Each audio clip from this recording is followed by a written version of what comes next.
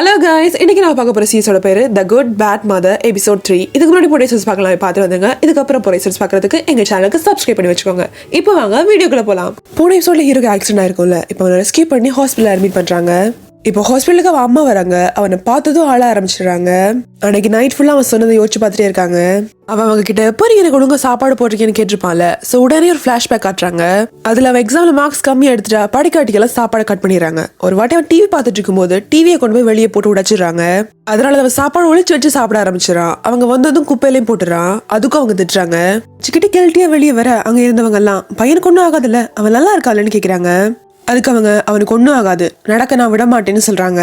இங்க CEO baseball match ஜாலியா பாத்துட்டு இருக்காரு. அப்போதான் அவரோட அசிஸ்டன்ட் வந்து ஹீரோக்கு ஆக்சிடென்ட் ஆயிடுச்சுன்னு சொல்றாங்க. அவர் ஷோக்கா ஹீரோ உடனே ஹாஸ்பிட்டலுக்கு வந்து பாக்குறாரு.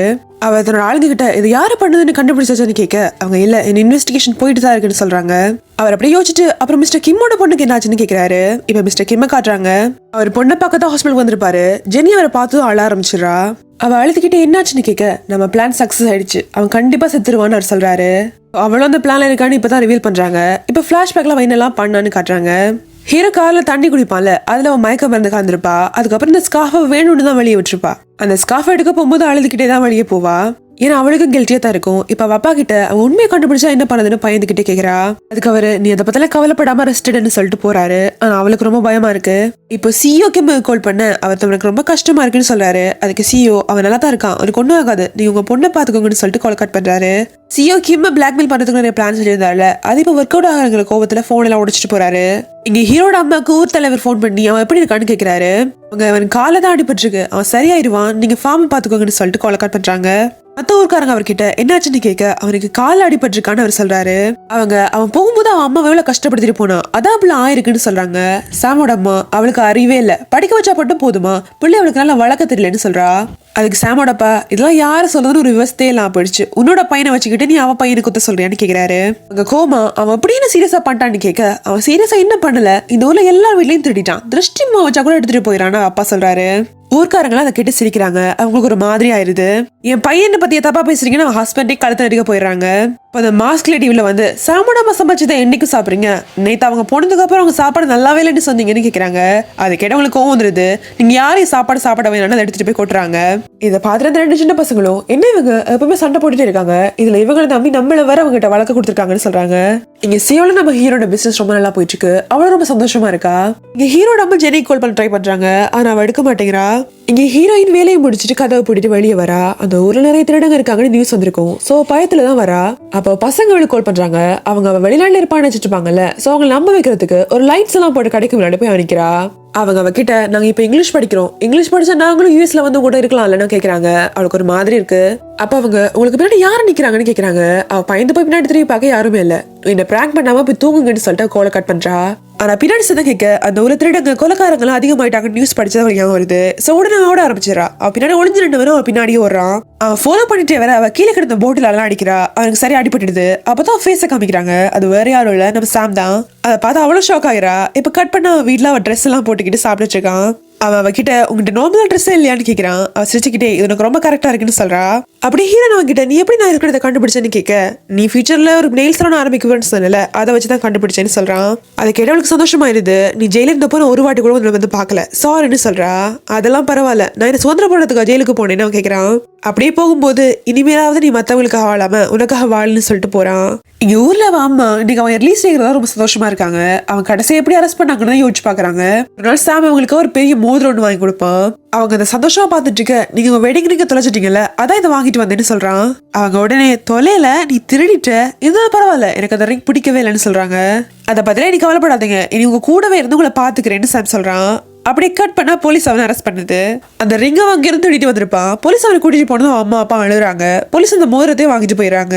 இப்ப பிரசன்ட் டேல 2 பேரும் சாம கூட்டிட்டு வரதுக்கு பிரிசன் வழி நிக்கிறாங்க. போலீஸ்காரங்க அவங்க கிட்ட அவ ஒரு வாரத்துக்கு முன்னாடி ரிலீஸ் ஆகி போயிட்டான்னு சொல்றாங்க. அவ அம்மா வாய்ப்பே இல்லையே, நான் நேத்து தான் அவன் கூட போன்ல பேசினேன், அவ எனக்காக காசுல அனுப்ப சொன்னான்னு சொல்றாங்க. அவன் அப்பா ஜெயில இருக்கிறவருக்கு காசுன்னு கேக்குறாரு. அப்பதான் 2 பேருக்கும் ஏமாத்திட்டான்னு புரியுது. 2 பேரும் கத்துறாங்க. ஹீரோவை அம்மாவை காட்டுறாங்க. அவன் அன்கான்சியஸா படுத்திருந்தாலும் அவன் அம்மா கிட்ட கதையா சொல்லிட்டு இருக்காங்க. மத்தவங்களும் ஒரு மாதிரி பார்க்க என் பையன் லாயர்னு சொல்றாங்க. அதை கேட்டது அவங்க கிட்ட லைன்ல வந்து அவங்க பிரச்சனை எல்லாம் சொல்லிட்டு போறாங்க. அதெல்லாம் பார்த்தா அவங்களுக்கு ரொம்ப பெருமையா இருக்கு. அவங்க பையன் கிட்ட இந்த ப்ராப்ளம் எல்லாம் நீ தான் சால்வ் பண்ணணும், அதனால சீக்கிரம் நீ எந்திரிச்சு வரணும்னு சொல்றாங்க. இப்ப மோன்டேஜா அவங்க இரவு பகலா அவனை பாத்துக்கிறத காட்டுறாங்க. இப்படி ரொம்ப நாள் போகுது. அவன் கொஞ்சம் கொஞ்சமா எந்திரிக்கிறான். அவங்க அம்மா ரொம்ப சந்தோஷப்படுறாங்க. அவங்க டாக்டர் கிட்ட அவன் நடப்பாளன்னு கேட்க கண்டிப்பா நடப்பான், நீங்க நம்பிக்கையா இருங்கன்னு அவங்க சொல்றாங்க. அப்படியே டாக்டர் யோசிச்சுட்டு இதை எப்படி சொல்றதுன்னு தெரியல. அவனுக்கு பழைய ஞாபகம் மறந்து போச்சு. இப்போ சின்ன வயசு ஞாபகம் மட்டும் தான் அவருக்கு நினைவு இருக்கு. இப்ப மனசுல ஒரு 7 வயசுல இருக்கான்னு சொல்றாங்க. அதை கேட்ட அம்மா ஷாக் ஆகிறாங்க. டாக்டர் தைரியமா இருக்குன்னு சொல்லிட்டு போறாங்க. இப்போ அவனை வீட்டுக்கு கொண்டு வந்துறாங்க. அவனை ஃபாலோ பண்ணிக்கிட்டு 2 பேர் காலில் வராங்க. அது யாருன்னு ரிவீல் பண்ணல. இவ்வளவு நாளா ஹீரோட அம்மா சியோல இருந்ததால அந்த ஃபார்ம் ஒரு ஃபோன் தான் பாத்துட்டு இருப்பாரு. அவர் கனடால ஒரு ஃபார்ம் வச்சுக்கிறதால நான் கூடவே இருந்து பாத்துக்கிறேன்னு சொல்றாரு. அவர் மட்டும் இல்ல, அந்த ஊர்க்காரங்க எல்லாருமே அந்த ஃபார்மை பார்த்துட்டு இருப்பாங்க. ஹீரோட அம்மா அவங்களுக்கு காசு கொடுக்க அவங்க வேணாம்னு சொல்லிட்டு அப்படி வாங்கி வச்சிடறாங்க. அவங்களாம் ஹீரோட அம்மா கிட்ட அவன் எப்படி இருக்கான்னு கேட்க அவங்க ரொம்ப நல்லா இருக்கான்னு சொல்றாங்க. ஆனா அவங்களுக்கு தப்பா இருக்குன்னு புரியுது. இப்ப ஹீரோ காட்டுறாங்க. அவங்க கிட்ட அம்மா போட்டோ எல்லாம் காட்டி இதெல்லாம் உனக்கு ஞாபகம் இருக்கான்னு கேக்குறாங்க. அவன் எதுவுமே பேசாம அப்படியே இருக்கான். இப்ப அவனுக்கு அவங்க சாப்பாடு விட்ட அவன் சாப்பிடவே மாட்டேங்கிறான், வாயே திறக்க மாட்டேங்கிறான். அவங்களுக்கு என்ன பண்றதுனே புரியல. ரொம்ப ட்ரை பண்ணிட்டு கழிச்சு போயிடுறாங்க. அப்ப அவங்க வீட்டுக்கு ஹீரோட அம்மாவும் சாமோட அம்மாவும் வராங்க. ஹீரோட அம்மா அவன் அங்கதான் வச்சு பாத்துக்கிறாங்கன்னு அவங்களுக்கு தெரியாது. அவங்க பண்ணி வச்சுக்க சாப்பாடு எல்லாம் பார்த்துட்டு வேற யாரும் இருக்காங்களா வீட்டுலன்னு சொல்லி கதவை திறந்து பாக்குறாங்க. உள்ள ஹீரோ பார்த்து ஷாக் ஆயிராங்க. அவங்களுக்கு ரொம்ப கஷ்டமாயிருது. ஹீரோட அம்மா அவங்க கிட்ட அவன் உயிரோடு இருக்கிறது எனக்கு போதுன்னு சொல்லி அழுகுறாங்க. இப்ப சாமோட அம்மா ஹஸ்பண்ட் கிட்ட போய் இதை சொல்றாங்க. அவங்க கிட்ட சொல்லிட்டு இதை வேற யார்கிட்டயும் சொல்லிடாதீங்கன்னு சொல்றாங்க. அவரு நான்லாம் ஒன்றும் சொல்ல மாட்டேன், அந்த காலத்துல நான் பிறந்திருந்தா ஒரு ஸ்பையா இருந்திருப்பேன்னு சொல்றாரு. அப்படியே கட் பண்ண ஊர்ல எல்லார்கிட்ட அவர் சொல்லிடுறாரு. ஹீரோட அம்மா போன் பண்ணி வெளியூர்காரங்கிட்ட எல்லாம் சொல்றாங்க. அந்த சின்ன பசங்க ஹீரோக்கு பைத்தியம் பிடிச்சிட்டு கத்திக்கிட்டே ஊர் ஃபுல்லா வராங்க. இங்க அவரோட அம்மா ஃபார்மையும் அவனையும் மாறி மாறி கவனிக்கிறத காட்டுறாங்க. அவனுக்காக எல்லா கோயிலுக்கெல்லாம் போறாங்க. ஆனா அவன் சாப்பிடவே மாட்டேங்கிறான். அவனை கட்டாயப்படுத்தி சாப்பிட வச்சாலும் துப்பிடுறான். அதே மாதிரி ஊர்க்காரங்களும் ரொம்ப சப்போர்ட்டிவா இருக்காங்க. சாப்பாடு புக்ஸ் எல்லாம் கொண்டு கொடுக்குறாங்க. ஹீரோட அம்மா அவன் சின்ன வயசுல இருந்து போய் யூஸ் பண்ண திங்ஸ் எல்லாம் எடுத்து பார்த்துட்டு இருக்காங்க. அவங்களுக்கு பழைய மெமரிஸ் எல்லாம் வருது. ரொம்ப எமோஷனல் ஆயிடுறாங்க. இப்ப ஹீரோக்கு பழைய ஞாபகங்கள் எல்லாம் கொண்டு வரதுக்காக அதெல்லாம் அவங்க கிட்ட கொண்டு காட்டுறாங்க. ஆனா அப்படியே மயங்கி விழுந்துடுறான். ரொம்ப நாளா சாப்பிடல.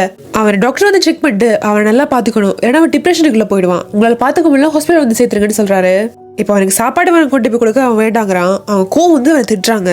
அவங்க ரொம்ப கோவமா கத்த அவன் காமா நான் நிறைய சாப்பிட்டேன்னா அப்புறம் தூங்கிடுவேன், அப்புறம் நான் படிக்க முடியாதுன்னு சொல்றான். அப்பதான் அவங்களுக்கு நம்ம என்ன பண்ணிருக்கோன்னே புரியுது. கீழே உட்காந்து அழ ஆரம்பிச்சிடுறாங்க. அவன் அதை திரும்ப திரும்ப ரிப்பீட் பண்ணிக்கிட்டே இருக்கான். அவங்க அழுதுகிட்டே இருக்காங்க. எந்திரிச்சு என்ன மன்னிச்சிடு, இது ப்ளீஸ் சாப்பிடு, நீ இந்த மாதிரி ஆயிடக்கூடாதான் உன்னை அப்படி வளர்த்தேன், நான் தெரியாம பட்ட சாரின்னு சொல்றாங்க. அவன் அவங்களே பார்த்துட்டு அப்படியே சாப்பிடுறான். அவங்க ரொம்ப சந்தோஷமாயி கட்டி பிடிச்சு அழுகுறாங்க.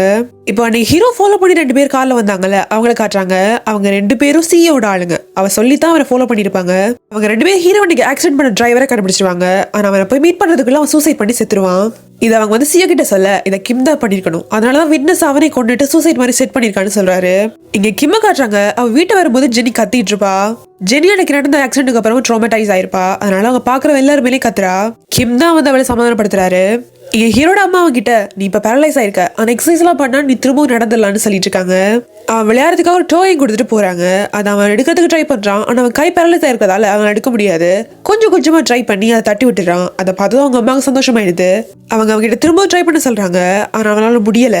அவன் திரும்ப திரும்ப ட்ரை பண்ணிட்டு இருக்கான். அம்மா கோபப்பட்டு முதல்ல அதை எடுன்னு கத்துறாங்க. அவனும் கோபப்பட்டு முதல்ல நீ சாப்பாடு கொடுன்னு கத்துறான். எங்க ஹீரோனு காட்டுறாங்க. அவ போகும்போது வேலைக்கு ரெடி ஆயிட்டு இருக்கா. அவ கடைக்கு முன்னாடி நிறைய பேர் நின்றுட்டு இருக்காங்க. அவ போய் என்னாச்சுன்னு கேட்க எங்களுக்கு தெரியாம நீங்க எப்படி கடையை மூடலான்னு கத்துறாங்க. அவ அந்த கடையை அவ ஃப்ரெண்டோட சேர்ந்தானே பண்ணிருப்பா. அவ ஏமாத்திட்டு போயிட்டான்னு அப்பதான் அவளுக்கு புரியுது.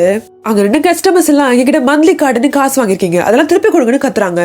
அவ தன்னோட ஃப்ரெண்டுக்கு கால் பண்ணி பாக்குறா. அந்த நம்பரே இல்லைன்னு சொல்லிடுறாங்க. சோ அவ எல்லா காசும் எடுத்துட்டு ஓடிட்டான்னு தெரியுது. இங்க ஹீரோட அம்மா ஃபார்ம்ல ஒர்க் பண்ணிட்டு இருக்கு. அங்க ஒரு பண்ணி பசினால ஒரு பெரிய வேலையவே கடந்து ஓடிடும். அதை பார்த்ததும் அவங்களுக்கு ஒரு ஐடியா வருது. அன்னைக்கு ஹீரோக்கு முன்னாடி சாப்பாடுலாம் வச்சுட்டு அவன் கூட்டாம தான் மட்டும் போய் சாப்பிடுறாங்க. அதை பார்த்ததும் அவனுக்கு ஒண்ணுமே புரியல. கை முடியாதுங்கிறதால அவன் சாப்பிடாம இருக்கான். அவங்க உனக்கு பசிக்கிற போல இருக்கு எடுத்து வந்துறாங்க. அவன் கத்திட்டே இருக்க அவங்களுக்கு ஒரு மாதிரி இருக்கு. அவன் பசினால தானே எடுத்து சாப்பிடுவான்னு அவங்க இதெல்லாம் ட்ரை பண்ணிட்டு இருப்பாங்க. அவன் கத்துறது கேட்க அவனுக்கு ரொம்ப கஷ்டமா இருக்கு. அவங்க வெளியே போய் என்ன மன்னிச்சிடு, நான் திரும்ப ஒரு கெட்ட அம்மாவா இருந்துதான் அவனு சொல்றாங்க. அப்படியே திரும்ப திரும்ப பண்ணிட்டு இருக்காங்க. அவனும் அவ்வளவோ ட்ரை பண்றான். அவன் முடியல. இப்ப அவன் எக்ஸசைஸ் பண்ற மோட்டேஜ் எல்லாம் போடுறாங்க. ஒரு நாள் அவங்க வேலை முடிச்சுட்டு வரும்போது அவன் சாப்பிட்டு இருக்கிறத பாக்குறாங்க. அதை பார்த்தா ரொம்ப சந்தோஷப்படுறாங்க. அதோட இந்த எபிசோடு முடியுது. அடுத்த வீடியோல பார்க்கலாம். அதுக்கு ஒரு வீடியோக்கு லைக் பண்ணி சப்ஸ்கிரைப் பண்ணி வச்சுக்கோங்க. Bye bye.